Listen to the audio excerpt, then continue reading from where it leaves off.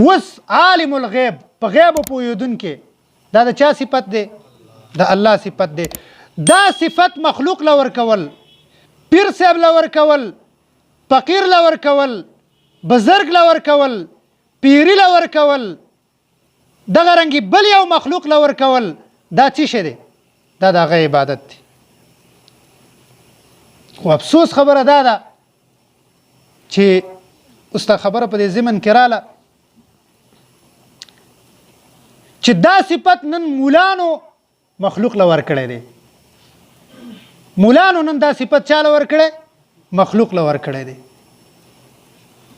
مولا صاحب به تعویذونه کوي، تعویذونه به راوباسي. عجیبه خبره ده، وایي تعویذ دله راوباسمه، نو بیا چې ته ورشي او حقیقت د هغه تعویذ رښتیا راولویږي د بره نه، پته نشته دی چې دا تعویذونه په خپله مخکې نه د مولا کړي وو او بیا یې د ځان سره راوړي وو او بیا یې دې سړي ته راوغورځول که څه معامله ده. تعویذونه معلوموي. عجیبه خبره ده. حالانکې عالم الغیب په غیب پوهه صرف الله رب العزت دی. دا د الله رب العزت صفت دی، مخلوق ته دا صفت نه دی حاصل. دغه رنګې وایي یاره پلانې کې ښاپیري دي او هغه چې دی د چا نه پیسې ورکې شي، د چا نه بل څه ورک شي، هغه ښاپیرو ته پته لګي او هغې رامعلوموي او هغې راوباسي او بیا چې ورشي کار دله وکړي وایي 200 او 300 روپۍ را، نو په خپله به 300 روپو ته ناست دی. نو چې ستا دا تعویذ او ستا دا دم دومره کار کوي، خو ځان له څه چل وکړه، د امریکې دا بینکونه ټول ځان له راخالي کړه که نه، او د پیرانو ته دې ووایو دا ښاپیرو ته چې دا هر څه دله راوړي دلته، په خپله ملا صاحب 300 روپو ته ناست دی او بل طرف ته وایي زه تعویذونه راوباسم او پلانې کفارو د بینک نه خو دې هېڅکله هم چېرته پیسې راوي نه ایستلې. ښاپیرو والا و سخی ورک شوی و، نو خپل سخي پته ورته نه وه او خلک به ورته راتلل او هغوی ته به یې څه کول؟ تعویذونه به یې کول او په ښاپیرو باندې به د هغوی ورک شی نه را معلومول. بهرحال دا خو اصل ضمن کې دا خبره راله. مقصد زما دا او عزتمندو چې شاه ولی الله رحمه الله ذکر کوي د الله رب العزت صفت مخلوق له ورکول دا د هغه عبادت دی. دنیا کې ناکام او په آخرت کې به دا خلک ړانده راپاڅېږي.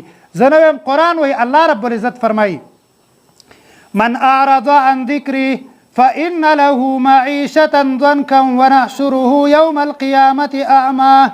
الله رب العزت فرمایي چا چې زما د ذکر نه مخ واړو په دنیا کې، چا چې زما د کتاب نه، زما د یاد نه په دنیا کې مخ واړو، فإن له معیشة ضنکا. الله رب العزت فرمایي ژوند به یې تنګ کما، په دنیا کې به یې ژوند تنګي. ونحشره یوم القیامة اعما. الله رب العزت فرمایي قیامت کې به ړوند راپاڅوم، دنیا کې به ژوند تنګي.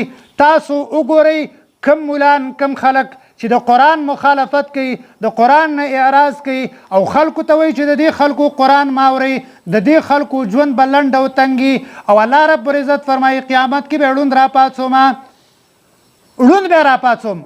الله وایي دا به ما ته وایي چې لما حشرتني اعما، ای الله ړوند دې ولې راپاڅولم؟